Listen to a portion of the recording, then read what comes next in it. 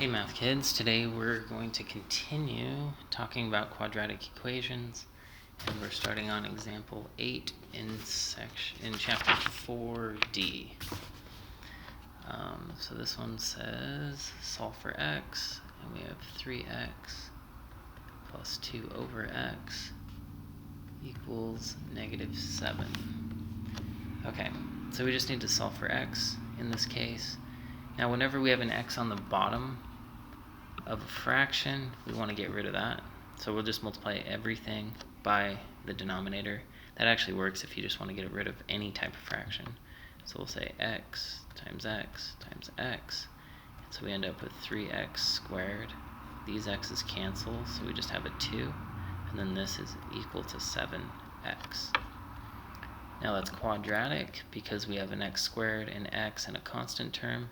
So we need to get everything on the same side to deal with it.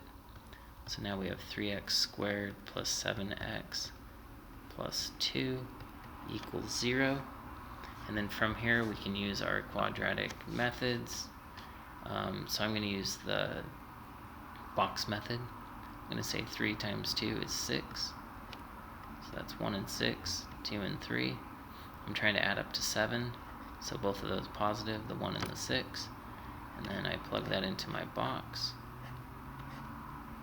So we have 3x squared, we have positive 2, and then we split this, so we have 1x and 6x. Okay, now we just factor out, so 3 and 6 has a 3 in common, x squared and x has an x. These have nothing in common, so we just write a 1. These just have x in common, and these have a 2 in common. Since all these were positive, we can feel pretty confident that those will all work. So now the factored form of the pink equation looks like this. And then from the zero product property, we can write each piece as its own equation. And then we just solve those individually. So we subtract 1 from both sides. We're left with 3x equals -1, divide by 3, and so x equals -1/3. This one, we just have to subtract 2, and so we're left with x equals -2. So those are both the answers that make that true. Okay, now we're going to move on to example 9, and that's x squared plus 4x plus 1 equals 0. And this one, we could try a box method, or we could try t factoring even, 1 and 1, but that won't add up to 4. So we have to do a different method. You might remember this method from Math 2. It's called completing the square. So what we're going to do is we're going to get the constant onto the other side. X squared plus 4x equals -1. We would divide by the number out in front of x squared if we had one. We don't have that though, so we can move on. Then we do the L step.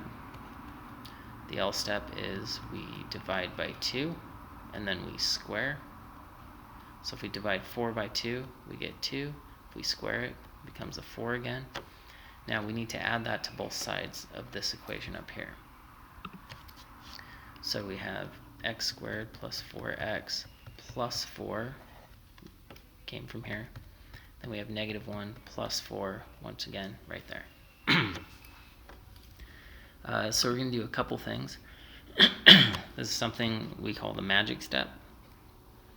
And what we do is we write the variable, and then we write this with its sign. So since that's a positive 2, we're going to say plus 2, and our parenthesis, and then square it.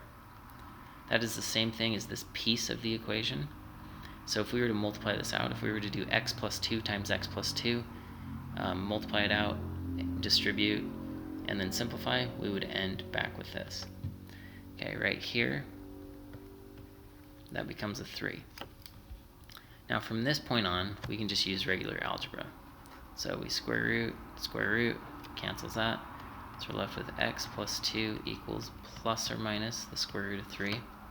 Remember, when we introduce a square root, we have to do a plus or minus. And then from here, we subtract 2. And so x equals -2 plus or minus the square root of 3. And that's it for that one. Now we're moving on to example 10. -3x squared plus 12x plus 5 equals 0. Now this one we could try box method, but if we do that, we would look at -15, 1 and 15, 3 and 5. There's no way to add up to 12 or subtract. Because if we subtract here, we could get 14. If we add here, we get 8, but there's no way to make that 12. So once again, we have to do completing the square like on the last problem. So we subtract 5.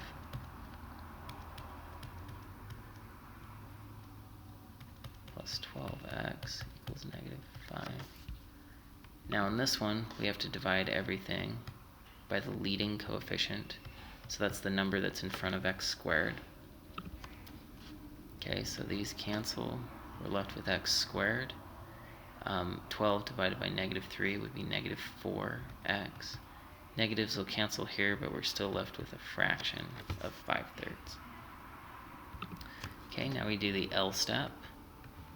Once again, we divide by 2, and so that's going to give us a -2. And then we square, which will give us a +4. -2 times -2 is +4. So we have to add +4 to both sides of this. I'm going to write that up here. So x squared minus 4x plus 4 equals 5/3 plus 4. Alright, on just this piece, we use that magic step. So we have squared parentheses.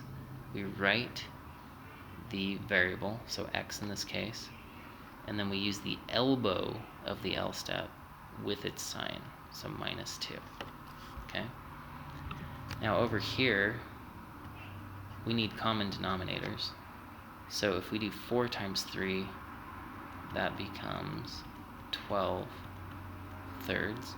Add those together, we get 17/3. 5 plus 12.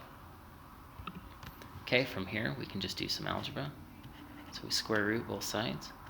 We get x minus 2 on this side, and then we get plus or minus the square root of 17/3. We add 2 to both sides. And then our final answer, x equals 2 plus or minus the square root of 17/3.